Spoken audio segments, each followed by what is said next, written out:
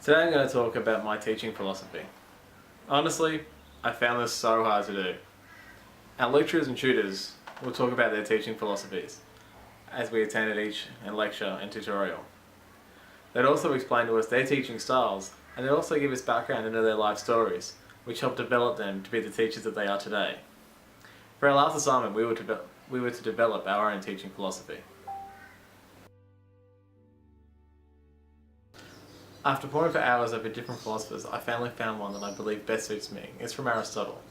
It goes, "What is a friend? A single soul dwelling in two bodies." Not only do I want to be a teacher to my students, I also want to be a friend. I want to be able to mentor them and give them insights into life, outside of school, in the workforce, and in other areas of their lives. John Ron said, "Whatever good things we build end up building us." My hope is that giving these kids the option to build things and show them how to do things, they'll end up building me and showing me new things and teaching me things that I didn't know before. Ivan Welters Viswald has said, "The future of the world is in our classroom today." And this is true. I could be teaching doctors, lawyers, rocket scientists, anything.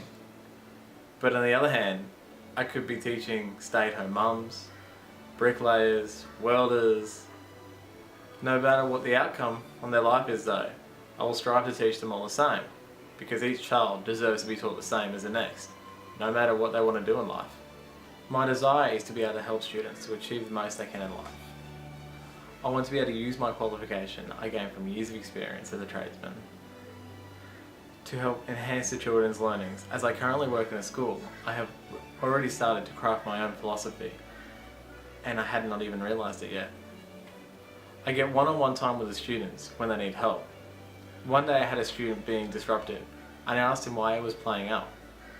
He told me that he had a traineeship and he did the same world all the time at school and at his work, and that he was bored of doing it. I asked the teacher if I could take him aside and teach him some more advanced skills so that he could actually get something out of the lesson. I spent the next 45 minutes teaching him some more welding skills that he hadn't learned yet. Now, every Friday on the last lesson, we get together, me and the student, and we have one-on-one welding time where I teach him skills that he wouldn't learn till later on in his traineeship. And he loves it. He comes in early and he leaves late, and it gives me such joy to show a child that what I do as a job, or what I did do as a job, is something that he wants to do. And he has told me that he wants to get an apprenticeship in this, and I told him that if he ever needs references or he needs a hand getting the job, to contact me, because he's a good kid, he just needed something to do.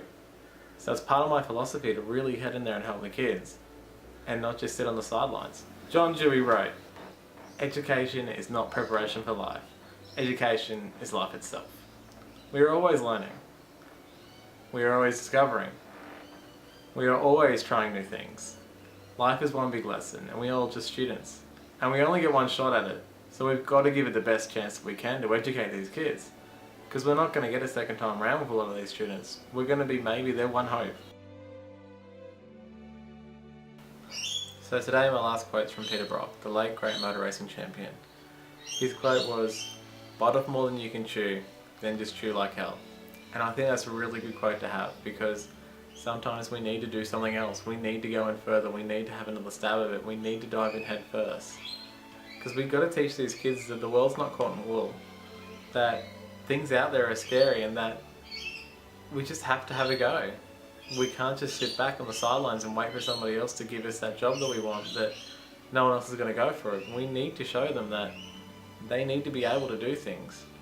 And they need to discover that they fail. Failing is always an option. It's not the best one, but learning to fail means that you're learning to succeed as well. So to conclude, I don't just want to be a teacher to my students, I want to be their friends.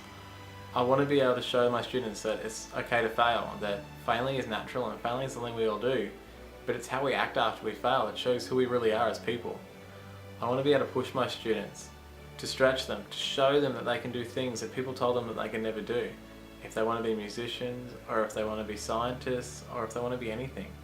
I want to be able to give them the chance to be something that they want to be, and not something that society tells them they have to be.